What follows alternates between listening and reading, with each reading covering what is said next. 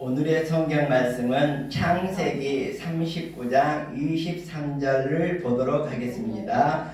여호와께서 요셉과 함께 하심이라. 여호와께서 그의 범사에 형통케 하셨느니라. 아멘. 저는 고등학교 때 교회를 다녔었는데 우리 마을에가 교회가 없었습니다. 산을 하나 넘어가야지 있는 그러한 마을에 교회가 있었는데 그 산 바로 밑에 그 다리가 있었습니다. 개울가가 있었는데 다리가 하나 있었는데 그 다리에 아주 무서웠습니다. 지나가는데.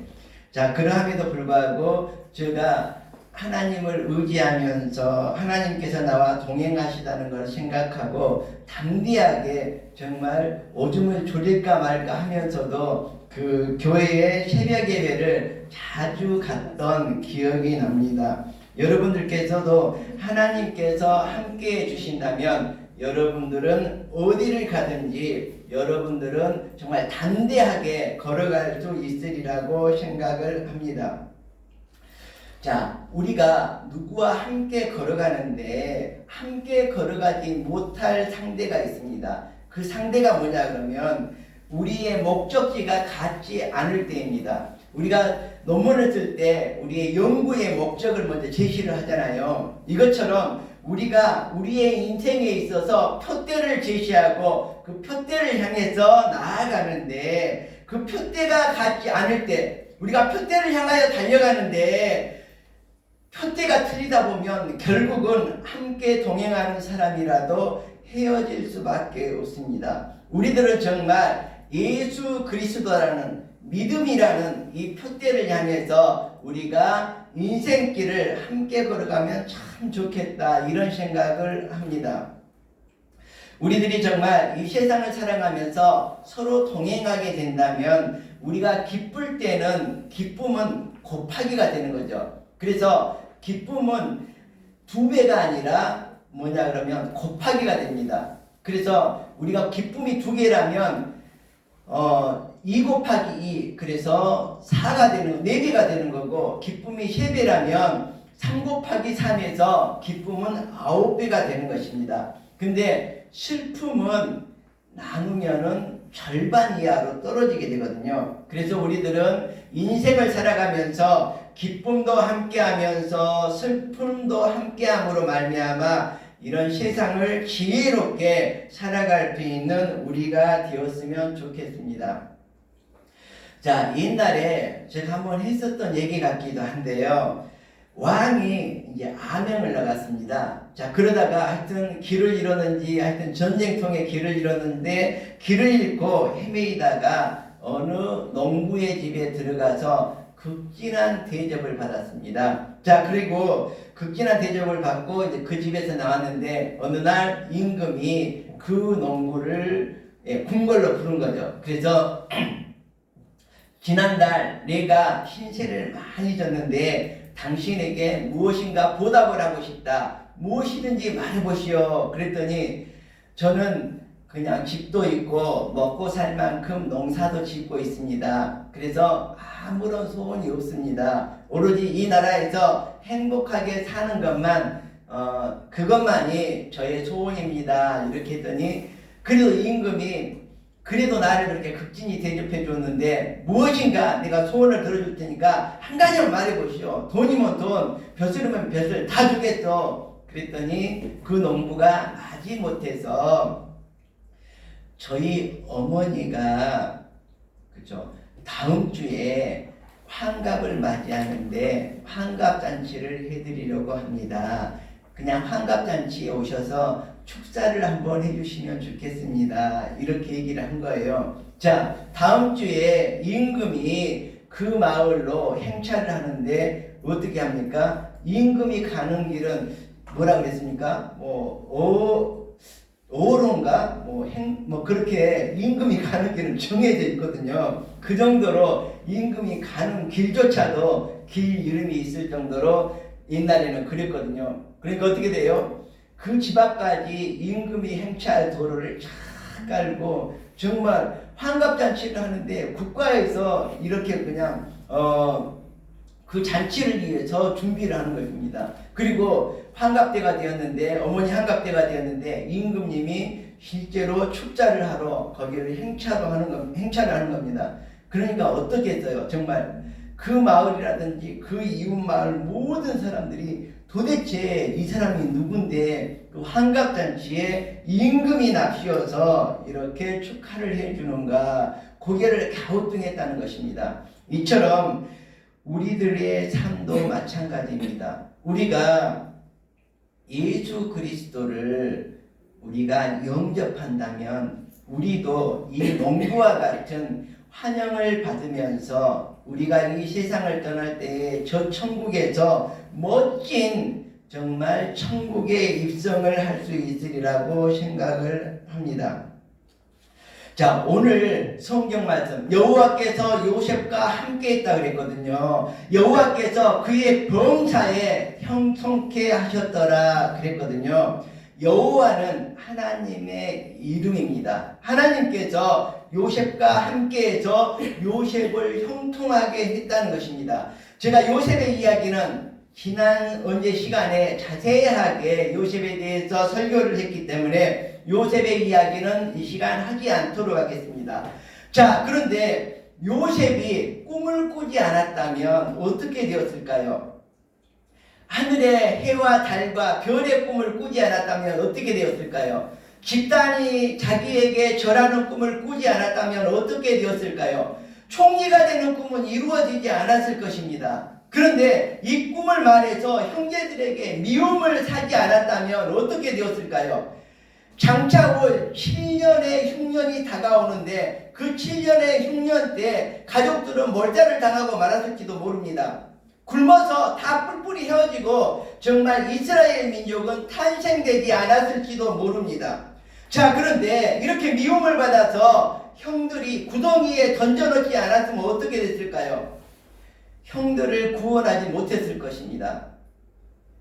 형들이 애굽에 찾아왔을 때 형들을 구원하지 못했을 것입니다. 자, 그리고 형들이 애굽에 노예로 팔아버렸을 때 노예로 팔려가지 않았으면 어떻게 했을까요?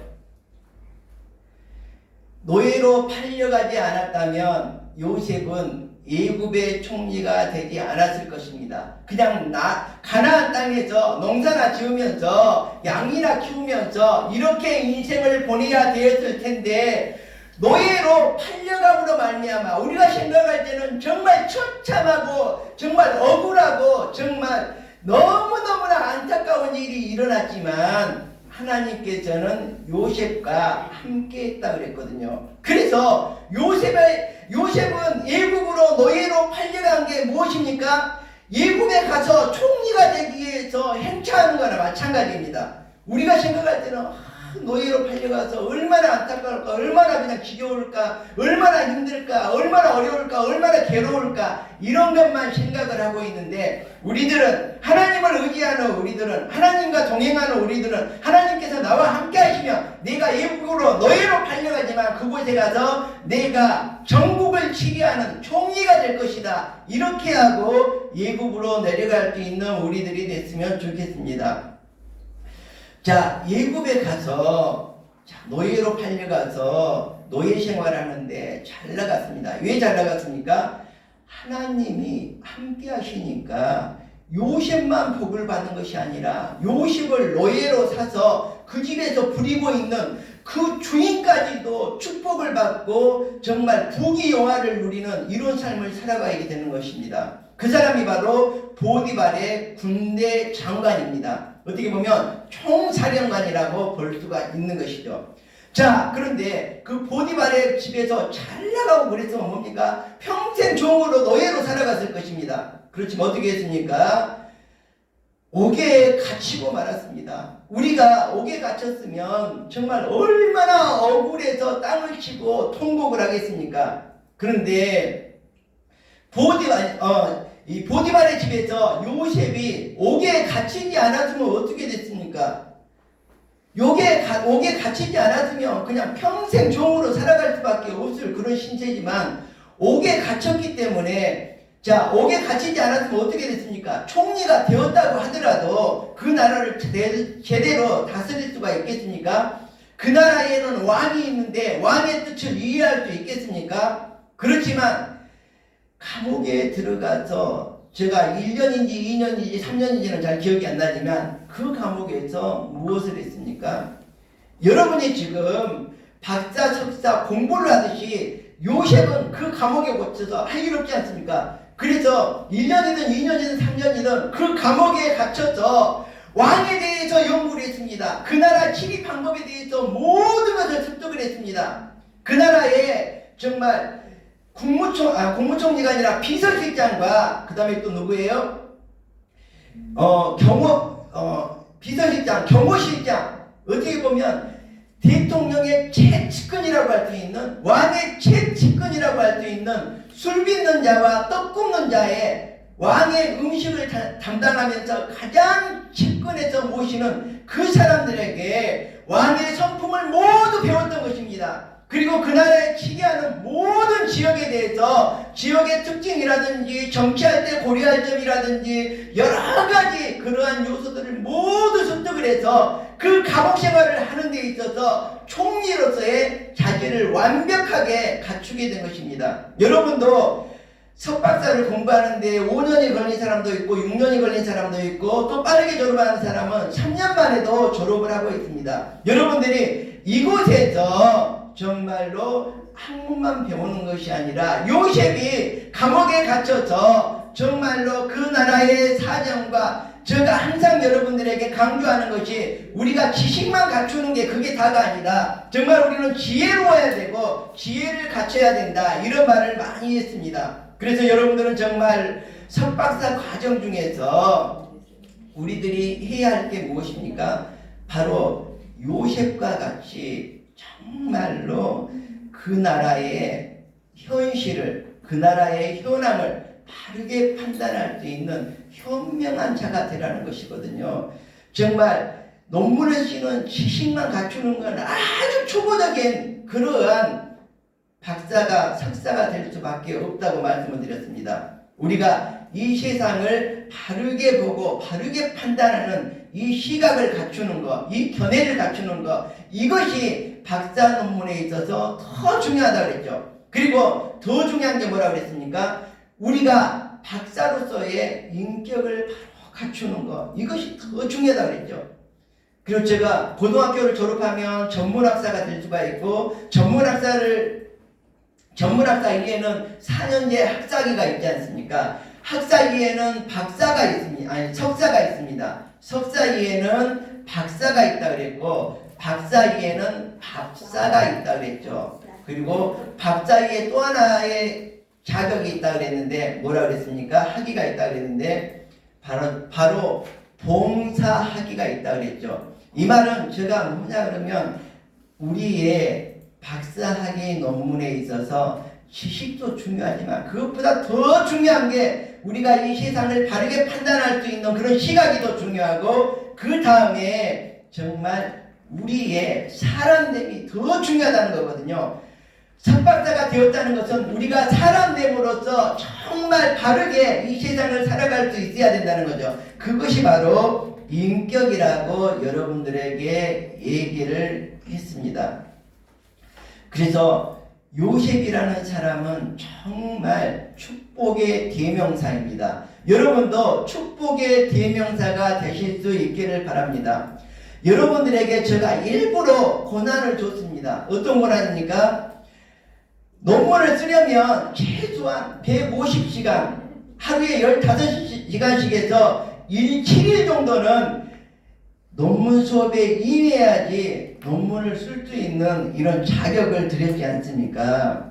자, 그래서 이러한 고난이 닥칠지라도 내가 하나님과 동행하는데 이 길이 아니면 요셉을 노예로 잡아서 끌고 가는, 예굽으로 내려가는 그 길이 아니라면, 그렇죠, 내가 가나안 땅에서 농사나 짓다가 목축이나 하다가 7년 가뭄이 들면 굶어 죽이거나 아니면 굶어 죽지 않기 위해서 뿔뿔이 흩어져서 이스라엘 민족이 형성도 되지 않고 아무런 꿈도 없이 이제 떠돌이 생활이나 했을 그런 삶인데, 예굽의 고난의 길인 줄 알면서 하나님께서 나와 동행하시기 때문에 하나님께서 나를 축복하실 거라고, 형통케 하실 거라고, 이러한 마음으로, 즐거운 마음으로 여러분들도 요셉이 예굽 땅으로 노예로 팔려갔듯이 여러분들도 논문 수업을 할 때 힘들더라도, 논문을 쓸 때 여러 가지 힘들고 괴롭고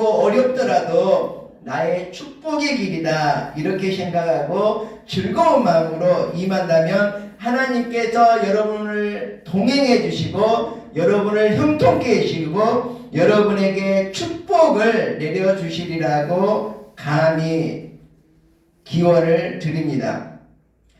자, 이제 예굽 나라에 가서 요셉이 총리가 되어서 7년 기근을 버티지 못하는 가나안 땅에 자기 가족을 모두 예굽으로 데리고 왔다 그랬죠. 그래서 요셉이 있는 동안은 이 이스라엘 가족이, 요셉의 가족이 정말 행복하고 풍요롭게 살았습니다. 근데 이제 요셉이 죽고 요셉을 모르는 왕들이 나타나서 이스라엘 민족을 핍박하기 시작합니다. 왜 핍박을 합니까? 가만히 놨더니 그 가족이 거대 민족을 이루는 것입니다. 100만이 넘는 어마어마한 민족이 된 것입니다. 이들이 폭동을 일으켜서 예굽을 잡아먹을지도 모른다는 이런 불안감에 휩싸이게 되죠. 그래서 어떻게 합니까? 남자아이를 낳으면 모두 죽여버려라 이렇게 하지 않습니까? 남자아이를 낳으면 모두 죽여버려라. 이때 바로왕이 얼마나 흉악한 사람인지 알겠죠? 자, 그런데 예수님이 태어나기 전에는 어떻게 했습니까? 예수님이 태어나기 전에 그때 예굽의 왕이 이스라엘 왕, 잠깐, 그때 무슨 왕이었습니까? 헤롯 왕이 어떻게 했습니까? 왕이 태어난다고 동방박사들이 와서 얘기를 하니까 왕이 태어나면 어떻게 하겠어요? 자기의 자식들이 왕위를 물려받아야 되는데 자기를 죽이고 예를 들어서 그 사람이 왕이 될 수 있지 않습니까? 그래서 동방박사의 이야기를 듣고 그 사람을 찾으면 나에게도 알려주세요. 나도 가서 경비하겠어. 이렇게 얘기를 했거든요. 근데 가서 축복해주고 탄생을 축하해주고 경비하려고 그랬을까요? 아니죠. 그 사람을, 그 태어난 아이를 목을 쳐가지고, 예수님을 목을 쳐가지고 죽이려고 그랬던 거죠. 자, 그런데 동방박사들이 오지 않는 겁니다. 하나님께서 가서 알려주지 마라. 너 다른 길로 해서 고향으로 돌아가라. 이렇게 하니까 어떻게 했습니까? 여기 헤롯 왕이 기다려도 안 오는 겁니다. 그러니까 어떻게 해요? 지금부터 2살이니까 만 2년 이하의 아이들은 모조리 목을 쳐라. 그래서 모조리 죽여버리게 된 겁니다. 근데 오로지 예수님만, 그렇죠, 베들레헴으로 호적 신고를 하러 가는 바람에 살아난 거죠. 예수님만 그 중에 살아났고, 자, 예굽 나라 왕에서는 누구만 살아났습니까? 그죠? 여기 3개월 이상 다락방에서 몰래 숨겨 키우다가 이게 이 울음소리가 나고 그러면 아이가 있는 줄 알 것이지 않습니까? 그래서 가족이 몰살당할 걸 두려워서 갈대상자에 갈대상자로 배를 만들어서 바구니이겠지만 그 바구니에다가 아이를 나일강에다 띄웠죠. 그래서 그 아이가 물에서 건져낸 아이가 모세가 되는 거죠. 그래서 이 모세가 이스라엘 민족을 이끌고 홍해바다를 갈라서 건너서 가나안 땅에 들어가게 하지 않습니까?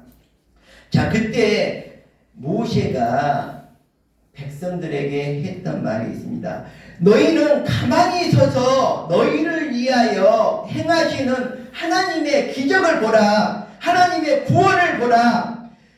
자, 앞으로 절대 너희가 이 광경을 다시는 보지 못할 것이다. 거대한 기적이 일어나고 있을 것이다. 너희는 가만히 서서 그것을 보라. 이렇게 모세는 백성들에게 하나님의 위대하심, 하나님께 하나님께서 이스라엘 민족과 동행하고 계심, 하나님께서 이스라엘 민족을 형통하게 하시는 것, 하나님께서 이스라엘 민족을 축복하시는 것, 이거를 얘기를 하고 있거든요. 저도 여러분에게 지금 이 얘기를 하고 있는 것입니다. 모세가 이스라엘 백성들을 향해서 너희는 가만히 있어서 하나님의 행하시는 일을 보라. 너희는 가만히 있어서 하나님의 구원을 바라보라. 이렇게 얘기를 하고 있는 것이거든요. 그래서 여러분들도 어떻게 해요? 하나님께서 동행해 주시고, 하나님께서 여러분의 삶을 형통하게 해 주시고, 하나님께서 여러분의 삶을 축복해 주시리라는 것을 제가 지금 얘기하고 있습니다. 시편에 보면 주는 나의 은신처라고 이렇게 시편의 기자는 노래하고 있습니다. 정말 내가 은신처에 유하게 된다면 그곳에서 정말 하나님께서는 나를 위해서 구원의 노래로 나를 예우시리라, 이렇게 시편에서는 말하고 있습니다.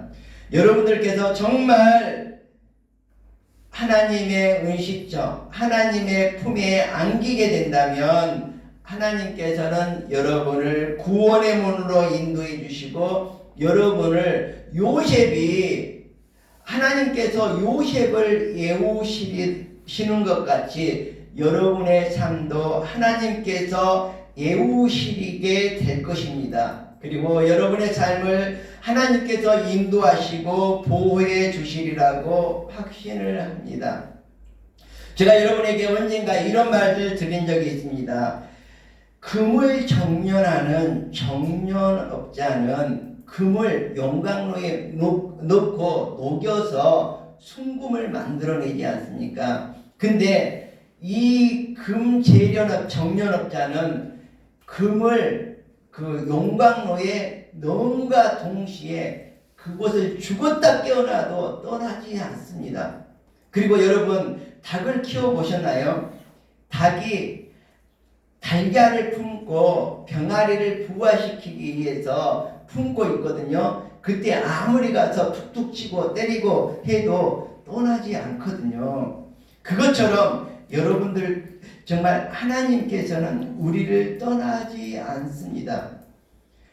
자, 엄마 닭이 그 병아리 달걀을 잘 품어서 부화를 시키듯이 여러분을 저 천국에서 다시 태어날 수 있도록 하나님께서는 품에 안으시고 여러분들이 안전하게 보호가 될 수 있도록, 고양이가 찾아와도 뱀이 찾아와도 사람이 가서 머리를 두드려도 그곳을 떠나지 않고 엄마 닭이 그 달걀, 병아리가 될 그 달걀을 소중히 보호하고 계시듯이 하나님께서도 여러분들을 이렇게 보호하고 계실 것입니다. 금 정련업자가 금이 용광로에 들어가면 정말 귀중하고 비싼 값어치가 있지 않습니까? 여러분들도 이 정련업자가 용광로에 집어넣는 그 금과 같이 정말 소중하고 값어치 있는 그러한 인생들입니다. 그래서 이 금 정련업자가 그 금을 절대로 떠나지 않듯이 용광로에서 정제되어서 나오기까지 절대로 그곳을 떠나지 않는다고 합니다. 천지가 무너져도 떠나지 않는다고 합니다. 그 누가 불러도 떠나지 않는다고 합니다. 금을 정련한 후에 그 용광로를 떠난다는 거거든요. 그것처럼 여러분들도 하나님께서 금 정련업자와 같이 여러분들의 값어치 있고 귀중하고 이러한 것들을 보호하고 혹시나 흘러버리지 않을까, 재 속으로 떨어져 버리지 않을까, 정말 이 금물을 잘 정련하기 위해서 여러분들의 삶을 잘 인도하기 위해서 여러분들을 떠나지 않고 주님께서 여러분들이 잘 단련될 때까지 예우시며 보호하신다는 것을 잊지 말아야 될 것입니다. 그래서 여러분들이 이처럼 하나님께서 함께 해주시면 어떻게 된다고요? 내가 나의 길을 주께서 나의 가는 길을 아시나니 주께서 나를 단련하신 후에는 내가 정금과 같이 단련이 되어서 이 세상에 나오리라. 내가 순수한 정금과 같이 귀한 존재가 되어서 값어치 있는 존재가 되어서 그곳에서 새롭게 탄생이 되어서 우리가 정말 저 천국에서 아름다운 삶을 살 수 있다는 것입니다. 오늘 제가 제목을 얘기하지 않았는데 오늘은 마지막으로 제목을 얘기하고 설교를 마치겠습니다. 하나님, 나와 함께 해주세요. 오늘의 제목입니다. 다 함께 기도하겠습니다. 하나님, 나와 함께 해주세요.